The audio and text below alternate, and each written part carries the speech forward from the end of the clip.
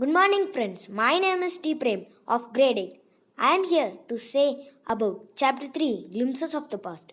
Before you read, here are some pictorial glimpses of the history of our country from 1757 to 1857. These pictures and speech bubbles will help clarify your understanding of the conditions that led to the event known as the First War of Independence in 1857. The Matriarchs at a function in Delhi. Oh, my countrymen, let your eyes fill with tears as you recall the sacrifices of the India's matriarchs. This was said by Lata Mangeshkar. Second, I am here to going to say about the companies of conquest from 1757 to 1849. With its superior weapons, the British East India Company was extending its power in 18th century in India. Indian princes were short-sighted. That upstart Rakbar called the English merchants, they will help me to defeat him. The people had no peace due to the such constant fights. The rivalries helped the East India Company and it could easily subdue Indian princes one by one. A far-seeing ruler like brave Tipu of Mysore fought the British till he died fighting. Thank God there is peace in the country now. No more wars and no looting by thugs. It is God who sent the British. Our destiny is linked with them. How did the Indians react to these conquests? The white man has killed or threatened our kings. Some kings are not good, but after all, they were of this land. Third, we are going to see about the British rule. British rule 1765 to 1836. Religious leaders preached ideas like untouchability and child marriage. Anyone who crosses the sea loses his religion. All the misery in the world is due to women. The truth was that Indians had lost self respect. The British scorned them. The natives are unworthy of trust, incapable of honest. True your honor, but I am honest. Being merchant, the British wanted quick profit. Their heavy taxes forced farmers to abandon their fields. But your men are taking all my crop. You are still in arrears. If you don't pay next week, I will send you to jail. Still, the British invented and new methods which gave them more profits. The goods manufactured in England should not have any import duty when brought to India. A good idea. The East India Company loss began to cripple Indian industries. The British policies ruined the expert artisans and their business.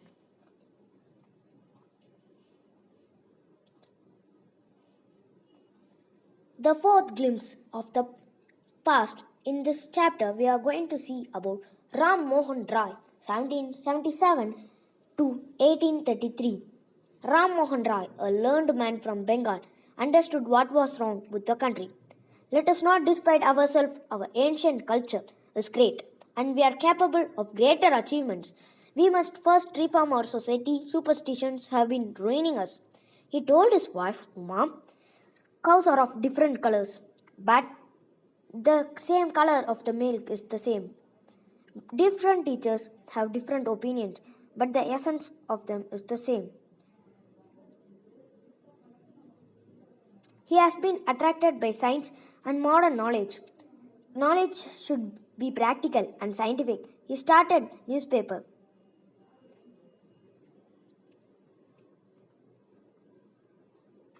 Oppression 1765 to 1835. But the British continued to oppress Indians. In 1818, they had passed Regulation 3. Under it, an Indian could be jailed without trial in a court. All the time, British officers in India drew big salaries and also made fortunes in private business. By 1829, Britain was exporting British goods worth 7 crore rupees to India. The British prospered on the company's loot while Indian industries began to die. Governor General Bentinck reported back home the bones of cotton weavers are bleaching the plains of India. Third, we are going to see about desertification 1835 to 56. Education in India was in Persian and Sanskrit. In 1835, an Englishman named Macaulay suggested a change. We should teach the natives through the English language. I agree. The English education produced clerks to whom the British gave petty jobs under them. Incidentally, it also produced a new generation of intellectuals. We must educate our brothers and try to improve their material conditions. For that, we must convey our grievances to the British Parliament.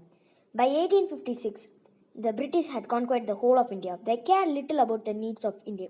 Our kings have become puppet and we have lost our jobs and lands. They are converting our brothers. You can only talk, do something to drive them out of the country.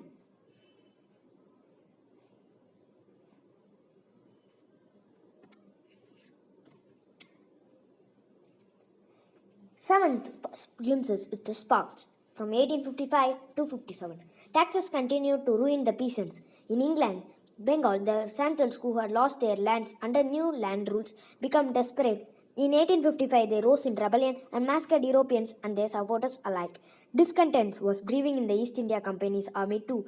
The white soldiers got gets huge pay, mansions to live in seventh, while we get a pittance and slow promotions.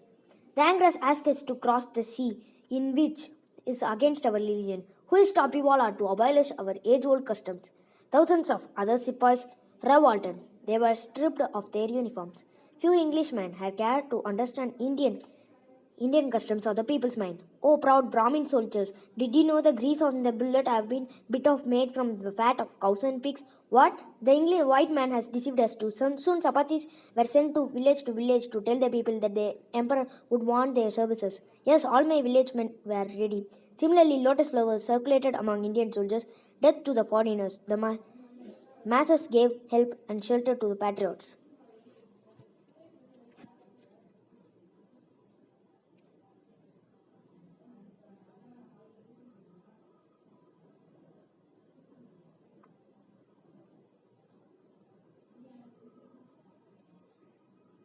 Now we are going to see the eighth glimpse, revolt, 1857. Then there was a violent outbreak at Meerut. The Sepoys marched to Delhi. Long live our Emperor Bahadur Shah.